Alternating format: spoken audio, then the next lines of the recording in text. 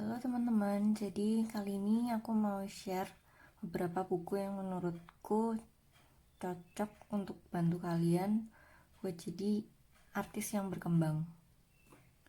Jadi nggak harus kalian punya ya, cuma menurutku buat aku sendiri buku-buku ini membantu banget.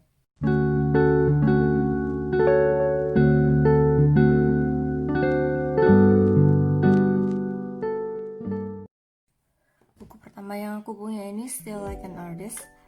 Di Periplus ini ada atau toko buku yang jual buku-buku dari luar, buku-buku impor, tapi yang bahasa Indonesia kayaknya sudah ada di Gramet atau di toko buku lokal gitu yang versi bahasa Indonesianya.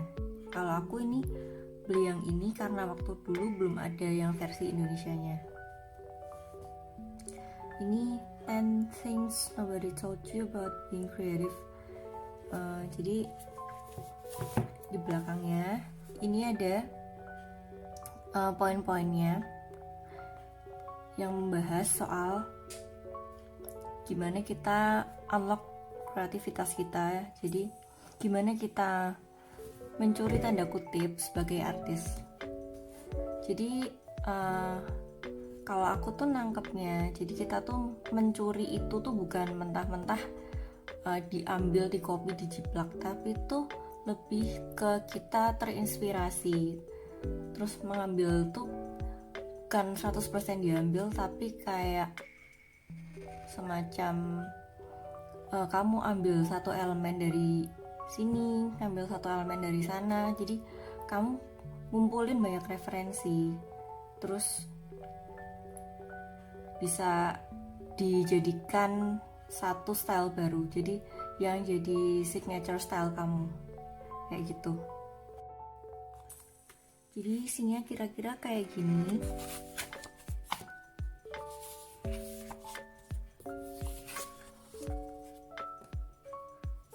Menurut aku ini isinya nggak bosenin, banyak, ada gambarnya, ada fotonya, terus tulisannya juga ada yang kayak gini, kayak handwriting gitu. Nah, jadi nggak melulu isinya tulisan aja full gitu. Nah, dia ada kayak gini juga, kayak skemanya gitu. Ini worth it banget kalau kalian beli. Mungkin agak mahal, tapi menurutku ini oke banget sih.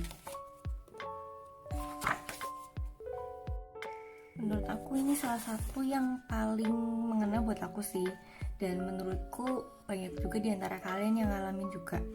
Ini practice productive procrastination. Jadi kalau kita lagi istirahat atau lagi nganggur, justru kita tuh bikin karya itu bagus gitu loh. Jadi kalau kita lagi sibuk malah karyanya tuh kurang bagus. Pernah kan kalian ngalamin kalau misalnya waktu kita harus gini tapi malah jadi buntu. Waktu lagi nganggur malah kita kepikiran ide yang keren. Nah, intinya kayak gitu. Yang kedua, show your work. Ini lebih ke gimana kita membagikan karya kita dan ditemukan sama orang. Jadi di belakang juga ada poinnya kayak buku yang sebelumnya gini. Nah, ini ada 10 poin juga.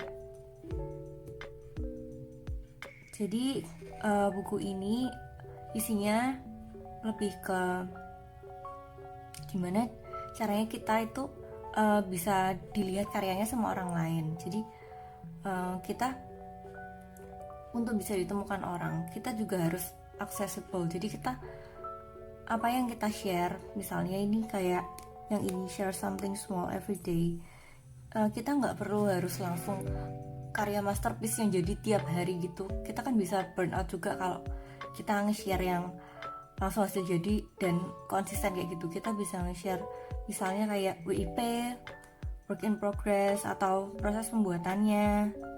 Terus kita ini nggak boleh spam gitu, jangan langsung berondong orang pakai konten kayak gitu. Terus ini teach what you know, kita ngajarin orang yang kita tahu, kita membagi ilmu kita. Jadi Intinya ini biar kita ini ditemukan orang. Buku ini bagus banget sih. Nah, kalau yang buku terakhir ini jurnalnya Still Like an Artist. Menurutku ini nggak wajib punya sih, cuma kalau misalnya punya ini tuh bisa kayak buat cari ide kalau lagi buntu, lagi art block, terus bisa lebih organize gitu. Nah, ini aku awal-awal itu nulis di sini. Di dalamnya kita tuh bisa coret-coret kayak gini. Nah, terus kayak gini. Nah, kita itu bisa nulis-nulis di sini sesuai dari instruksinya. Kayak gini, pick a color, go to the bookstore and write down the titles, gitu-gitu.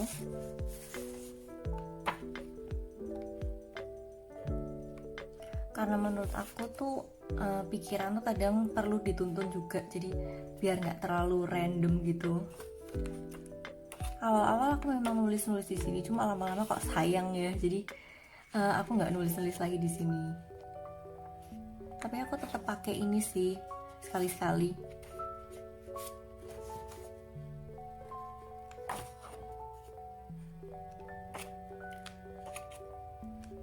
Buku ini bagus buat yang mau menemukan ide-ide yang kadang kita nggak kepikiran bisa dituangin ke karya kita. Menurut aku gitu.